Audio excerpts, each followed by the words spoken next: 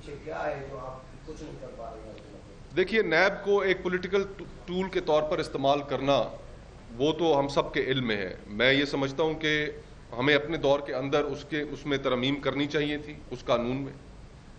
دونوں ادوار میں مسلم لیگ نون اور پیپلز پارٹی کے دور میں ہم ترمیم اس میں نہیں کر سکے. ہم نے بڑی کانسٹیٹیوشنل امینڈمنٹس کی، 18 کانسٹیٹیوشنل امینڈمنٹ کی، اس پہ کنسنسس کریٹ کیا. NFC ایوارڈ کے اوپر ہم نے کنسنسس کریٹ کیا. اس کے اوپر بھی ہمیں کرنا چاہیے تھا، ہم نہ کر سکے. لیکن اب جو اس وقت موجودہ حالات ہیں، ان حالات میں یہ تقاضا صرف پاکستان کی اپوزیشن کا تو نہیں ہے. ان کی جو ذکر ہے ابھی میں نے پروفیسر صاحبان کا کیا پوری قوم نے ان پروفیسر صاحبان کی جو میت کی تصاویر تھیں، کیا وہ آپ نے ٹی وی کے اوپر نہیں دیکھی؟ بریگیڈیئر اسد منیر صاحب کا جو واقعہ تھا، کیا اس سے قوم آگاہ نہیں ہے؟ میر شکیل الرحمان صاحب، کیا اس واقعے سے قوم آگاہ نہیں ہے؟ تو نیب صرف سیاستدانوں نہیں بلکہ اس ملک میں ہر اس انڈیپینڈنٹ آواز کو دبانے کے لیے استعمال ہو رہا ہے جو حکومت کو کرٹیسائز کر رہی ہے اور جو عوام کی توجہ عوام کے ایشوز پر دلانا چاہتی ہے. حکومت یہی چاہتی ہے کہ یہ ایشوز سامنے نہ آئے اور اس لیے یہ نیب کی کارروائیاں ان کا نشانہ اپوزیشن بن رہی ہے.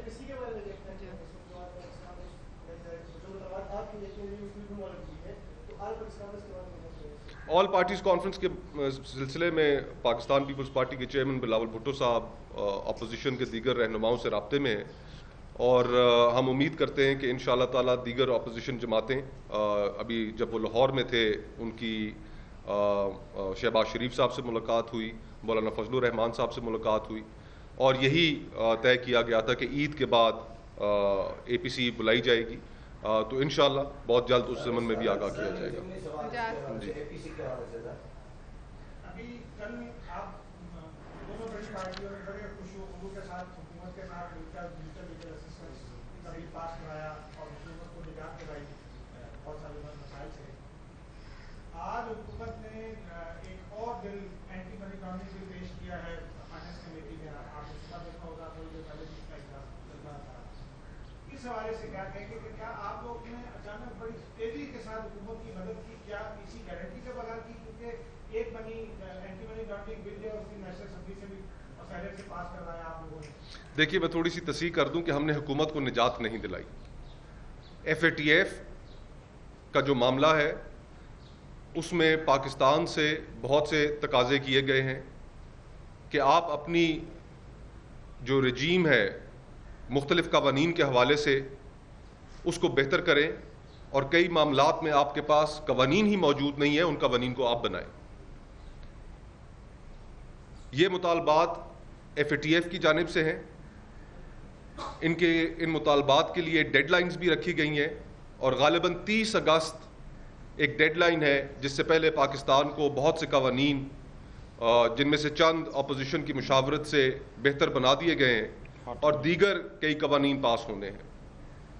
اس میں ہم حکومت کو نجات نہیں دلا رہے، یہ پاکستان کا مسئلہ ہے. اگر اس مسئلے پر ہم اپنی انا لے کر بیٹھ جائیں اس کا نقصان پاکستان کو ہوگا. انڈیا اور دیگر کئی ممالک اس وقت وہ چاہتے ہیں، ان کی خواہش ہے، وہ ایکٹیولی اس چیز کے لیے کوشش کر رہے ہیں کہ پاکستان بلیک لسٹ میں شامل کیا جائے. ہم نے ان تمام کوششوں کو جو دشمن ممالک کی جانب سے کی جا رہی ہیں پاکستان کو کٹہرے میں کھڑا کرنے کے لیے، ہم نے ان کا بھی سامنا کرنا ہے اور اس نالائق نااہل حکومت کو بھی یہ سمجھانا ہے کہ جو قوانین آ رہے ہیں ان قوانین میں سب سے پہلے پاکستان کا جو آئین ہے اس آئین کے اندر جو ہیومن رائٹس کے حوالے سے جو ہمارے فنڈامنٹل رائٹس ہیں ان کے حوالے سے جو درج ذیل آرٹیکلز ہیں ان قوانین میں ان کی خلاف ورزی نہیں ہونی چاہیے. حکومت کی خواہش ہے کہ ان قوانین کی آڑ میں ان کو سخت بنائے تاکہ اس کا نشانہ پاکستان کی اپوزیشن کو بنایا جا سکے. جو اس سے پہلے قوانین آئے اس کے اندر ہم نے جو ترامیم دیں وہ ترامیم اس ضمن میں تھی کہ ان قوانین کو بہتر بنایا جا سکے. اور جو ڈریکونین لاز یہ سامنے لے کر آ رہے ہیں شاید وہ FATF کا مطالبہ بھی نہ ہو. ہم ان تمام چیزوں کو، ہماری جو لیگل ٹیمز ہیں وہ بغور اس کا جائزہ لیں گی, اور اگر اس کے اندر کوئی بھی ایسی چیز ہوئی کہ جس کا FATF سے تعلق نہیں ہے تو ہم اس کو رد کر دیں گے.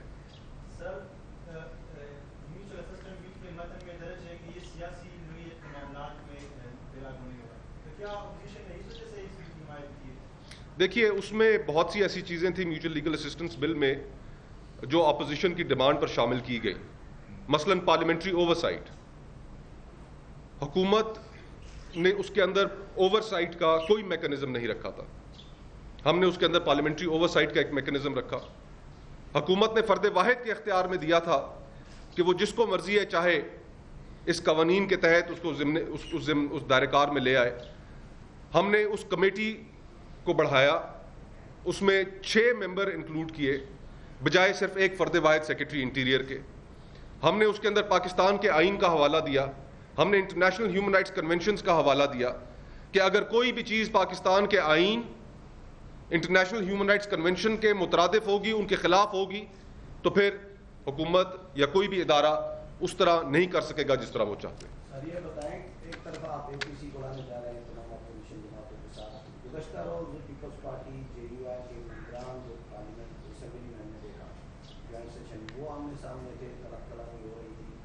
تو یہ دنیا, ایک طرف دنیا بڑھ رہی ہے, دوسری طرف APC کس طرف جا رہے ہیں اپوزیشن کو؟ دیکھیے, اپوزیشن میں اس میں کوئی شک نہیں کہ مختلف ایشوز کے اوپر مختلف آراء ضرور ہیں, لیکن جس چیز کے اوپر ہم متفق ہیں وہ اس حکومت کی پچھلی 2 سالہ کارکردگی اور اس کے نتیجے میں عوام اس وقت جن مشکلات کا شکار ہے ان کا ہمیں اندازہ ہے اور اس کے اوپر ہم متفق ہیں. حکومت اس وقت چاہتی ہے کہ کسی نہ کسی طریقے سے فسکل سپیس حاصل کرنے کے لیے NFC award, 18th constitutional amendment, ان کے اندر تبدیلی کی جائے.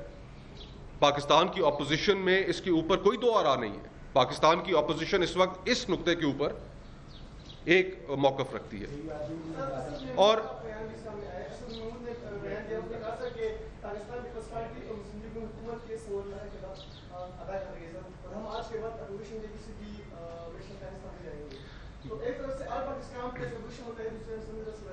میں نے جیسے کہا کہ مختلف سیاسی جماعتیں ہیں, ان کی اپنی اپنی آراء ہیں, اپنے نظریے ہیں, اور کسی بھی سیاسی اس کے لیے وہ اپنی رائے رکھنے میں انہیں آزادی ہے. لیکن جس چیز کا آپ نے اسپیسیفکلی ذکر کیا, ان سے آپ کو یاد ہوگا کہ جب جیسے اس حکومت کا وجود آیا تو جمعیت علماء اسلام کی ایک بڑی سخت پوزیشن تھی کہ قومی اسمبلی میں نہ بیٹھا جائے, بلکہ پہلے دن ہی ان کا مطالبہ یہ تھا, ان کی رائے یہ تھی کہ تمام اپوزیشن کو حلف تک نہیں اٹھانا چاہیے اور استعفیٰ دے دینا چاہیے. یہ ان کی رائے تھی. بہرحال انہوں نے یہ ساری اپوزیشن کے سامنے رکھی, اور دیگر جماعتیں, اس وقت بلاول بھٹو صاحب نے بھی اس میں کلیدی کردار ادا کیا, اور ہمارا موقف یہ تھا کہ نظام کا حصہ رہ کر, یہ تاریخی طور پر پاکستان پیپلز پارٹی ایک ایسے 1985 کا آپ کو دور یاد ہوگا کہ بائیکاٹ کے نتیجے میں اس سے بڑا پولیٹیکل نقصان ہوا. انتخابات جتنے بھی دھاندلی زدہ ہوں, ہم نے اب اس نظام کا حصہ رہتے ہوئے اپنی آواز ضرور بلند کرنی ہے. جس طریقے سے انتخابات پاکستان میں ہوئے, منعقد کیے گئے, RTS کا سسٹم فیل ہوا, وہ ہم ساروں کے سامنے ہے. اس حکومت کے پاس لیجیٹمیسی نہیں ہے, اور اگر لیجیٹمیسی نہ ہونے کے باوجود اگر یہ حکومت پاپولر ہوتی, عوام کے مسائل کو حل کرتی, 1 کروڑ نوکری دیتی, 50 لاکھ گھر دیتی, جو انہوں نے خود وعدے کیے تھے, تو پھر شاید صورتحال مختلف ہوتی. لیکن آج یہ تاریخی طور پہ جو ناکام حکومت ہے, جو جب سے آئی ہے اس ملک میں بے روزگاری کی ایک لہر ہے.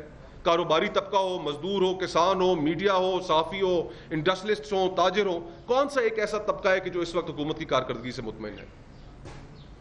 تو اس حکومت کو اس کی ان پاپولیرٹی کی وجہ سے جانا ہی ہوگا, اور انشاءاللہ تعالیٰ اپوزیشن بہت جلد APC میں یہ فیصلے کر کے قوم کے سامنے لے کر آئے گی. بہت بہت شکریہ.